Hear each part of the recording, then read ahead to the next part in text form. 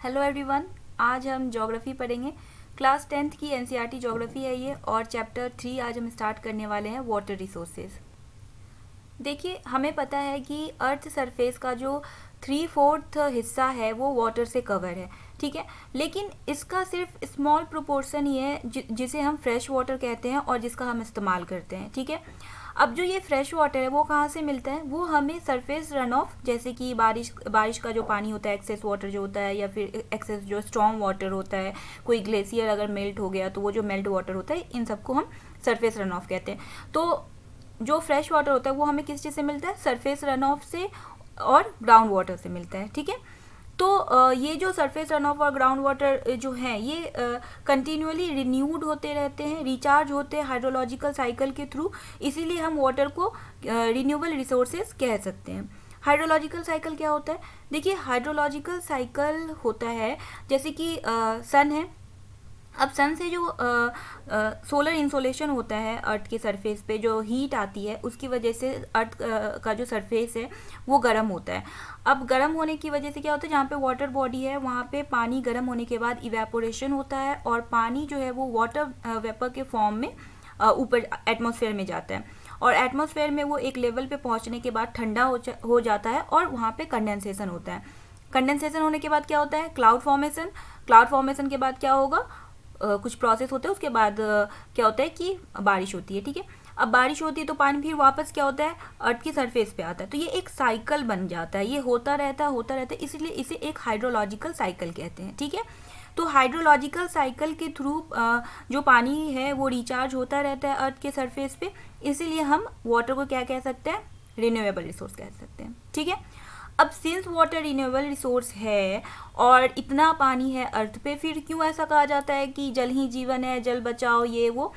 तो और ऐसा क्यों कहा जाता है कि आगे चल के वाटर की स्कार्सिटी हो सकती है, अगर हम पानी को वेस्ट करेंगे तो पानी को वेस्ट नहीं करना चाहिए, ऐसा क्यों कहा जाता है? अभी हम ये देखेंगे, ठीक है। देखिए, जब हम वाटर स्कार्सिटी की बात करते हैं ना, जैसे हम वाटर शॉर्टेज की बात करते हैं, तो हमारे दिमाग में उन एरियाज़ के नाम आते हैं जहाँ पे लो रेनफॉल होता है, या जो ड्रॉट प्रोन एरियाज़ हैं जैसे राजस्थान है।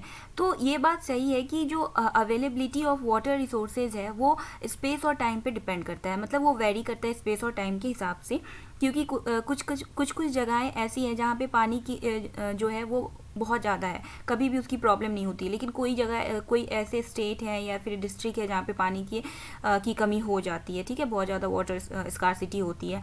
और फिर टाइम पे भी डिपेंड करता है, सीजनल वेरिएशंस है, एनुअल प्रेसिपिटेशन में जो वेरिएशंस होते हैं उन पे भी डिपेंड करता है। तो ये सारे तो नेचुरल फैक्टर्स हैं ही, लेकिन मोस्ट ऑफ द एरियाज़ जो हैं जहाँ पे वाटर स्कार्सिटी देखी गई है उसका रीज़न जो है वो ओवर एक्सप्लॉयटेशन है, एक्सेसिव यूज़ है, या फिर unequal access to water among different social groups हैं, ठीक है। देखिए, क्या होता है कि अगर हम ओवर एक्सप्लॉइट करते हैं किसी भी एरिया में पानी को, या फिर हम उसका एक्सेसिव यूज़ करते हैं, उसको वेस्ट करते हैं, तो पानी की कमी होती है। और कई एरियाज़ में ऐसा देखा गया है कि जो पानी है वो जो पुअर्स हैं उन तक नहीं पहुंच पाता, ठीक है। जो रिच पीपल्स हैं वो उसको ज़्यादा इस्तेमाल कर पाते हैं, क्योंकि वो ज़्यादा अफोर्ड कर पाते हैं, वो उसका ज़्यादा वेस्ट भी करते हैं, और उनकी वजह से जो पुअर पीपल्स हैं उन तक पानी नहीं पहुंच पाता है। तो ये एक जो अनइक्वल एक्सेस है वाटर का अलग अलग सोशल ग्रुप्स में, वो भी एक रीज़न है वाटर स्कार्सिटी का, ठीक है। देखिए, अगर और भी रीज़न्स की बात की जाए कि वाटर स्कार्सिटी की और क्या क्या रीज़न्स हो सकते हैं, तो हम एक रीज़न ये भी देख सकते हैं कि जो लार्ज पॉपुलेशन है उसकी वजह से भी वाटर स्कार्सिटी होती है। कई बार ऐसा देखा जाता है कि कुछ ऐसे कंट्रीज़ है जहाँ पे पानी मतलब ठीक ठाक है, मतलब जितना होना चाहिए उतना है, लेकिन वहाँ पे पॉपुलेशन इतना ज़्यादा है जिसकी वजह से पानी का डिमांड बहुत ज़्यादा बढ़ गया है। अब डिमांड अगर ज़्यादा होगा तो ऑब्वियसली क्या होगा कि डिमांड ज़्यादा है और आपके पास जो सप्लाई है वो अगर कम है, तो क्या होगा, उसका जो अनइक्वल एक्सेस होगा, जो रिच होंगे उनको ज़्यादा चीज़ें मिलेंगी, जो पुअर होंगे उनको चीज़ें नहीं मिल पाएंगी।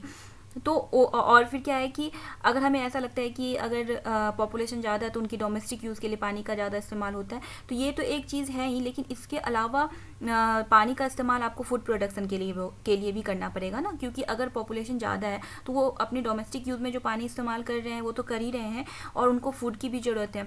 और फूड कहाँ से आएगा, एग्रीकल्चर से आएगा। तो एग्रीकल्चर में भी क्या होता है कि पानी का इस्तेमाल ज़्यादा होता है, ठीक है। हम इरिगेशन के लिए पानी का इस्तेमाल करते हैं। जो ड्राई सीजन एग्रीकल्चर होता है तो उसमें भी पानी का इस्तेमाल होता है ज़्यादा से ज़्यादा, तो उसकी वजह से भी वाटर जो है वो ओवर एक्सप्लॉइट होता है। हमने कई बार देखा है कि कुछ फार्मर्स जो होते हैं उनके अपने खेत में ही ट्यूबवेल्स होते हैं या वेल्स होते हैं, तो और उसमें से वो ग्राउंड वाटर जो होता है उस ग्राउंड वाटर का इस्तेमाल करते हैं वो अपने एग्रीकल्चर के लिए, अपने प्रोड्यूस को बढ़ाने के लिए। तो उसकी वजह से क्या होता है, जो ग्राउंड वाटर होता है उसका लेवल जो है वो कम हो रहा है, ठीक है, क्योंकि ग्राउंड वाटर भी अब ओवर एक्सप्लॉइटेड हो रहा है। तो ये सारे जो रीजंस हैं इसकी वजह से हमें वाटर स्कार्सिटी देखने को मिलती है। देखिए, इंडिपेंडेंस के बाद इंडिया जो है वहाँ इंडिया में बहुत ज़्यादा इंटेंसिव इंडस्ट्रियलाइजेशन हुआ, अर्बनाइजेशन हुआ। इंडस्ट्रियलाइजेशन का हमें बहुत फ़ायदा देखने को मिला, हमारे लिए अपॉर्चुनिटीज़ बनी, ठीक है। लेकिन इससे एक लॉस भी हमें देखने को ये मिला कि इंडस्ट्रियलाइजेशन की वजह से पानी की स्कार्सिटी भी बढ़ी है, ठीक है। क्योंकि देखिए ये जो इंडस्ट्रीज़ होते हैं ना, ये हैवी यूजर्स होते हैं वाटर के, और इनको रन करने के लिए इलेक्ट्रिसिटी की ज़रूरत होती है। और हमारे इंडिया में 22% इलेक्ट्रिसिटी जो है वो हाइड्रो इलेक्ट्रिक पावर्स होते हैं।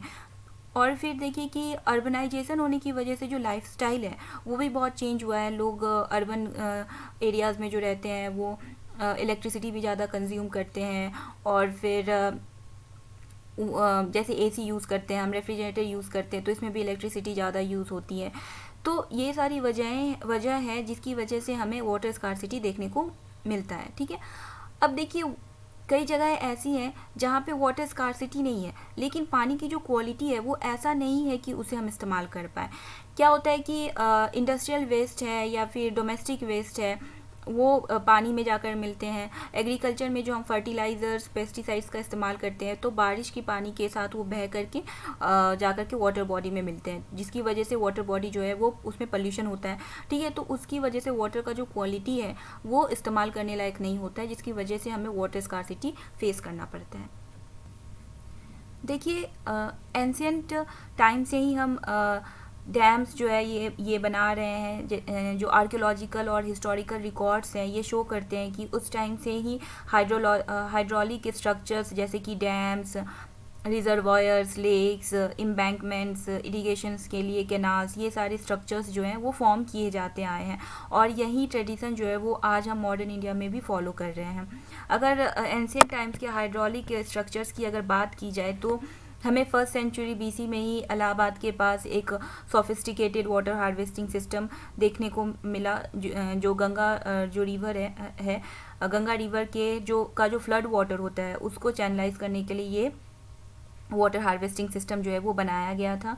फिर चंद्रगुप्त मौर्य के टाइम पे डैम्स, लेक्स, इरिगेशन सिस्टम्स जो है ये एक्सटेंसिवली बिल्ड किए गए, और हमें फिर सोफिस्टिकेटेड इरिगेशन वर्क्स जो है इसके एविडेंस हमें कलिंगा, जो उड़ीसा में है, कलिंगा के पास भी देखने को मिला। फिर नागार्जुना कोंडा आंध्र प्रदेश, बेन्नूर कर्नाटक, कोल्हापुर महाराष्ट्र, इन सब जगहों में हमें ऐसे इरिगेशन वर्क्स जो हैं वो देखने को मिले हैं, इनके एविडेंस मिले हैं।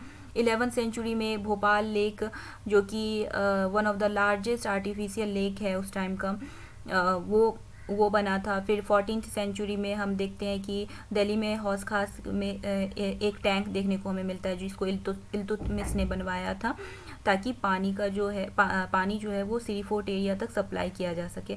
तो ये जो डैम वर्क है, इस तरह के जो स्ट्रक्चर हैं हम उस टाइम से ही फॉलो कर रहे हैं, और आज भी हम ऐसे स्ट्रक्चर्स बना रहे हैं। लेकिन अब हम टेक्नोलॉजी जो है वो हाई हो गई है, अब जो डैम्स बनते हैं वो मल्टीपर्पज़ के लिए होते हैं। देखिए, डैम जो होते हैं ना, वो जो फ्लोइंग वाटर होता है उसके बीच में एक बैरियर की तरह काम करते हैं, ठीक है। ये जो स्ट्रक्चर फॉर्म किया जाता है कि पानी के फ्लो को कंट्रोल करने के लिए, और उसकी वजह से क्या होता है ना कि एक रिजर्वायर क्रिएट होता है, लेक कह सकते हैं या इम्पाउंडमेंट कह सकते हैं या रिजर्वायर कह सकते हैं, वो एक क्रिएट होता है। क्योंकि जो पानी का जो फ्लो होता है उसके बीच में जब आप डैम बनाते हो, जब बैरियर बनाते हो, तो क्या होगा कि पानी का फ्लो रुकेगा, उसकी वजह से एक रिजर्वायर क्रिएट होता है, ठीक है। अब डैम किसे हम कहते हैं, पूरे स्ट्रक्चर को हम डैम नहीं कहते, वो जो रिजर्वायर क्रिएट हो रहा है ना उसे ही हम डैम कहते हैं, ठीक है। और जो मोस्ट ऑफ द डैम्स होते हैं उसमें एक सेक्शन होता है जिसको स्पिलवे या वियर ओवर कहते हैं। उसका इस्तेमाल किया जाता है पानी के फ्लो को कंट्रोल करने के लिए, कि पानी जो है उसको आपको कंटिन्यूअसली फ्लो करवाना है या उसको रोक के फ्लो करवाना है, ये हम कंट्रोल करते हैं स्पिलवे के थ्रू। ठीक है। अब जो डैम होते हैं उनका जो स्ट्रक्चर होता है या फिर जो उनका पर्पस है, किस पर्पस से उनको बनाया गया है, या फिर उसकी जो हाइट होती है, इसके हिसाब से डैम जो है उसकी अलग अलग कैटेगराइजेशन की गई है। अगर हम डैम में कौन सा मटेरियल यूज़ हुआ है उसकी या फिर उसके स्ट्रक्चर के बेस्ड पे अगर कैटेगराइजेशन करें तो जैसे होते हैं टिम्बर डैम्स हैं, एम्बैंकमेंट डैम्स हैं। ठीक है। इनके भी फिर अलग अलग सब टाइप्स भी होते हैं। अब अगर हाइट के अकॉर्डिंगली हम देखें तो लार्ज डैम्स होते हैं, मेजर डैम्स हैं, low dams, medium height dams, high dams. तो इस तरह की कैटेगराइजेशंस डैम्स में किए गए हैं। देखिए पहले जो एंशिएंट टाइम पे जो डैम्स बनाए जाते थे ना, उसका इस्तेमाल किया जाता था जो रिवर्स हैं, रिवर्स का जो पानी है या फिर रेन वाटर जो है उसको इकट्ठा करके उसका इस्तेमाल इरिगेशन के लिए, एग्रीकल्चर फील्ड को इरिगेट करने के लिए किया जाता था। लेकिन आजकल जो डैम्स बनते हैं उसका इस्तेमाल जो है वो सिर्फ इरिगेशन के लिए ही नहीं बल्कि इलेक्ट्रिसिटी जनरेशन के लिए और वाटर सप्लाई, डोमेस्टिक और इंडस्ट्रियल यूजेस के लिए वाटर सप्लाई के तौर पे, या फिर फ्लड कंट्रोल के लिए, recreation, inland navigation, fish breeding, इन सब चीज़ों के लिए किया जाता है। इसलिए आजकल जो डैम्स होते हैं उसको मल्टीपर्पज़ प्रोजेक्ट्स कहते हैं। ठीक है। अगर फॉर एग्जांपल हम देखें तो भाखड़ा नांगल प्रोजेक्ट जो है उसका इस्तेमाल हाइडल पावर प्रोडक्शन और इरिगेशन दोनों के लिए किया जाता है। फिर जैसे हीराकुंड प्रोजेक्ट है महानदी बेसिन पे, उसका इस्तेमाल किया जाता है वाटर कंजर्वेशन के लिए भी और फ्लड कंट्रोल के लिए भी। इंडिपेंडेंस के बाद जो मल्टी पर्पस प्रोजेक्ट्स जो हैं वो स्टार्ट किए गए इस सोच के साथ कि ये सिर्फ वाटर मैनेजमेंट में ही काम नहीं आएगा बल्कि ये हमारे नेशन के प्रोग्रेस में, डेवलपमेंट में भी ये यूज़फुल होगा। इसलिए जवाहरलाल नेहरू ने प्राउडली ये कहा था कि जो डैम्स है वो मॉडर्न इंडिया के टेम्पल्स हैं, क्योंकि ये जो एग्रीकल्चर है उसके डेवलपमेंट में काम आएंगे, साथ साथ ये विलेज की इकोनॉमी को भी रैपिड इंडस्ट्रियलाइजेशन के साथ बूस्ट करेंगे और अर्बन इकोनॉमी के ग्रोथ में भी ये यूज़फुल होंगे। देखिए लेकिन रिसेंट ईयर्स में हमें जो मल्टीपर्पज़ प्रोजेक्ट्स हैं ना, इसका अपोजिशन देखने को मिला है, क्योंकि जो इन्वायरमेंटलिस्ट हैं उनका ये कहना है कि जो रिवर के ऊपर जो डैम्स बनाए जाते हैं उसकी वजह से रिवर का जो नेचुरल फ्लो होता है वो हैम्पर होता है, वो रुकता है, और नेचुरल फ्लो रुकने की वजह से जो सेडिमेंट फ्लो होता है वो कम हो रहा है, क्योंकि जो रिजर्वायर्स हैं उनके बॉटम में हमें एक्सेसिव सेडिमेंटेशन देखने को मिलता है। सेडिमेंट फ्लो कम होने की वजह से जो स्ट्रीम बेड्स होते हैं ना वो रॉकियर होते जा रहे हैं, और उसकी वजह से जो रिवर्स का जो एक्वेटिक लाइफ है उनका हैबिटेट का जो कंडीशन है वो पुअर हो रहा है, और डैम्स की वजह से रिवर्स जो है वो उनका फ्रेगमेंटेशन होता है। ठीक है। रिवर्स का जो फ्लो है वो टूटता है, जिसकी वजह से जो एक्वेटिक फौना है वो माइग्रेट नहीं कर पाते हैं, क्योंकि हमें पता है कि जो एक्वेटिक फौना है वो माइग्रेट करके जो फेवरेबल कंडीशन जहाँ पे होती है, जहाँ पे उन्हें अच्छा ब्रीडिंग ग्राउंड मिलता है, वहाँ पे जाके वो अपना एग जो है वो ले करते हैं और वहाँ पे वो रहते हैं अपने ब्रीडिंग सीजन में। लेकिन अब सिंस माइग्रेशन नहीं हो पा रहा है क्योंकि बीच में डैम होने की वजह से एक कंटिन्यूस फ्लो नहीं मिल पा रहा है एक्वेटिक फौना को रिवर का, जिसकी वजह से वो जहाँ पे उनका ब्रीडिंग ग्राउंड है वहाँ तक वो नहीं जा पाते हैं। तो इसकी वजह से उनकी जो स्पीसीज़ है वो भी डिग्रेड हो रही हैं, मतलब स्पीसीज़ जो है वो कम हो रही हैं, एक्सटिंक्ट हो रही हैं।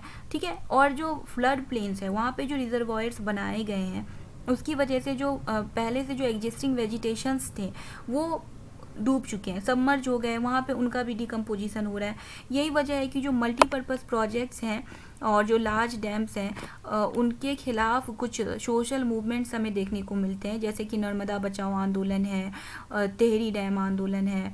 ठीक है। देखिए अब ऐसे जो प्रोजेक्ट्स होते हैं ना तो उसके लिए एक बहुत बड़ा एरिया जो है, लैंड एरिया जो है वो अक्वायर किया जाता है, जिसकी वजह से जो लोकल कम्युनिटीज़ होती है उनका लार्ज स्केल पे डिस्प्लेसमेंट हमें देखने को मिलता है। तो ये भी वजह है कि वहाँ के लोग ऐसे प्रोजेक्ट्स का अपोजिशन करते हैं, मतलब वो नहीं चाहते कि ऐसे प्रोजेक्ट्स बने। क्योंकि देखिए क्या होता है ना कि जो लोग अपनी ज़मीनें छोड़कर दूसरी जगह जाते हैं उनका जो लाइवलीहुड होता है वो भी मतलब उसका भी लॉस होता है उनका, और वो जब और वो जो अपने लैंड को छोड़कर जाते हैं, उनको इस प्रोजेक्ट्स का कोई बेनिफिट भी नहीं मिलता है। जो लोकल लोग होते हैं उनको बेनिफिट नहीं मिलता है कुछ खास, क्योंकि जो बड़े लैंड ओनर्स होते हैं या बड़े फार्मर्स होते हैं, इंडस्ट्रियलिस्ट हैं, कुछ अर्बन सेंटर्स हैं, उनको ज़्यादा फ़ायदा मिलता है। जो लोकल लोग होते हैं उनको इतना ज़्यादा फ़ायदा मिलता नहीं है और फिर वो लैंडलेस भी हो जाते हैं, उनकी लाइवलीहुड भी इम्पैक्ट होती है। यही सब वजह है कि इन प्रोजेक्ट्स को का अपोजिशन भी होता है। देखिए जो इरिगेशन होता है ना, उसकी वजह से हमें अक्सर जो क्रॉपिंग पैटर्न है उसमें चेंजेस देखने को मिलते हैं। ठीक है, बहुत सारे रीजन्स में फार्मर्स जो है वो वाटर इंटेंसिव और कमर्शियल क्रॉप्स की तरफ शिफ्ट कर रहे हैं, और जिसकी वजह से हमें इकोलॉजिकल कंसिक्वेंसेस देखने को मिलते हैं। For example salinization of the soil, ये एक मेन रीज़न है। ठीक है, और हमें इसके साथ साथ जो सोशल लैंडस्केप है उसका भी ट्रांसफॉर्मेशन देखने को मिला है। जो रिचर लैंड ऑनर्स हैं और जो लैंडलेस पुअर्स हैं, उनके बीच का सोशल गैप जो है वो बहुत बढ़ रहा है। और जो ये डैम्स हैं, ये अक्सर इनकी वजह से जो कन्फ्लिक्ट्स हैं लोगों के बीच में वो देखने को मिलते हैं। फॉर एग्जांपल अगर हम देखें तो जो गुजरात का साबरमती बेसिन है, वो बेसिन के फार्मर्स हैं, वो एक टाइम पे एजिटेशंस कर रहे थे और जिसकी वजह से दंगे भी हुए, क्योंकि जो वाटर सप्लाई है वो अर्बन एरियाज़ को ज़्यादा दी जा रही थी और जो लोकल लोग हैं उनको कम मिल रहा था। और पर्टिकुलरली अगर हम ड्रॉट के सीज़न की बात करें तो उस टाइम पे जो वाटर सप्लाई है वो उसकी प्रायोरिटी ज़्यादा अर्बन एरियाज़ को दी जा रही थी। फिर हमें इंटर स्टेट वाटर डिस्प्यूट्स भी देखने को मिलता है, चाहे वो कॉस्ट शेयरिंग की बात हो या फिर बेनिफिट शेयरिंग की बात हो मल्टीपर्पज़ प्रोजेक्ट से। तो ये कुछ रीज़न्स है जिसकी वजह से ये जो प्रोजेक्ट्स हैं इनका अपोजिशन हमें देखने को मिलता है। और देखिए एक और वजह ये भी है कि इन प्रोजेक्ट्स को जिस चीज़ के लिए, जिस पर्पस के लिए बनाया जाता है, ये उस पर्पस को अचीव नहीं कर पाते हैं। कई बार हमें ये देखने को मिला है कि इन प्रोजेक्ट्स को फ्लड के कंट्रोल के लिए बनाया गया, लेकिन ये फ्लड को कंट्रोल नहीं कर पाए। ठीक है, क्योंकि क्या होता है कि जो रिजर्वायर्स होता है उसमें इतना ज़्यादा सेडिमेंटेशन हो जाता है कि वहाँ से पानी जो है जनरली बाहर फ्लो हो जाता है, जिसकी वजह से फ्लड्स आ जाते हैं। कई बार क्या होता है कि जो बिग डैम्स होते हैं वो फ्लड को कंट्रोल करने में अनसक्सेसफुल होते हैं, क्योंकि जब एक्सेसिव रेनफॉल होता है तो उस टाइम पे उन्हें पानी जो है वो रिलीज़ करना पड़ता है। ठीक है, और ये जो पानी जो रिलीज़ किया जाता है, जैसे कि 2006 में महाराष्ट्र और गुजरात में जो फ्लड्स आए थे वो इन मल्टीपर्पज़ डैम से जो हेवी रेन होने की वजह से जो पानी को रिलीज़ किया गया उसकी वजह से आए थे। अब जब फ्लड्स आते हैं तो इससे जो प्रॉपर्टी और लाइफ का जो नुकसान होता है वो तो होता ही है, उसके साथ साथ जो सॉइल इरोजन है वो भी बहुत ज़्यादा होता है। एक्सटेंसिव सॉइल इरोजन होने की वजह से क्या होता है कि जो सॉइल की क्वालिटी है वो ख़राब होती है। ठीक है, देखिए अब क्या होता है कि जब फ्लड आता है तो उसके साथ जो रिजर्वायर्स में जो सेडिमेंटेशन होता है वो सेडिमेंटेशन भी वो फ्लड के पानी के साथ वो सेडिमेंट्स जो होते हैं वो निकलते हैं, जिसकी वजह से जो सॉइल में जो सिल्ट होती है, हाँ, वो डिप्राइव्ड होती है। ठीक है, सिल्ट जो है वो एक नेचुरल फर्टिलाइजर की तरह काम करता है, तो उसके वो डिप्राइव होता है, तो उसकी वजह से जो लैंड डिग्रेडेशन है वो होता है। ठीक है, अब मल्टीपर्पज़ प्रोजेक्ट्स की वजह से हमने कई बार देखा है कि अर्थक्वेक्स भी आते हैं, और ये जो फ्लड्स होते हैं ना, इनकी वजह से कई बार वाटर बोर्न डिजीजेस हमें देखने को मिलते हैं, पेस्ट देखने को मिलता है, पोल्यूशन देखने को मिलता है। तो ये सब कुछ वजह है जिसकी वजह से इन प्रोजेक्ट्स को का अपोजिशन हमें देखने को मिला है। आई होप कि अब तक अभी तक मैंने जो भी टॉपिक्स कवर किए वो आपको अच्छे से क्लियर हो गया होगा। अगर कोई डाउट हो तो आप कमेंट सेक्शन में मुझसे क्वेश्चन पूछ सकते हो, या फिर आप मुझसे इंस्टाग्राम या ट्विटर पे डायरेक्टली जुड़ सकते हो, वहाँ पे डायरेक्टली मुझसे क्वेश्चन पूछ सकते हो। मैं आपके सारे डाउट्स क्लियर करने की कोशिश करूँगी। और जो ट्विटर और इंस्टाग्राम का लिंक है वो आपको चैनल के डिस्क्रिप्शन में मिल जाएगा। So that's it for this video. मिलते हैं नेक्स्ट वीडियो में। Thank you.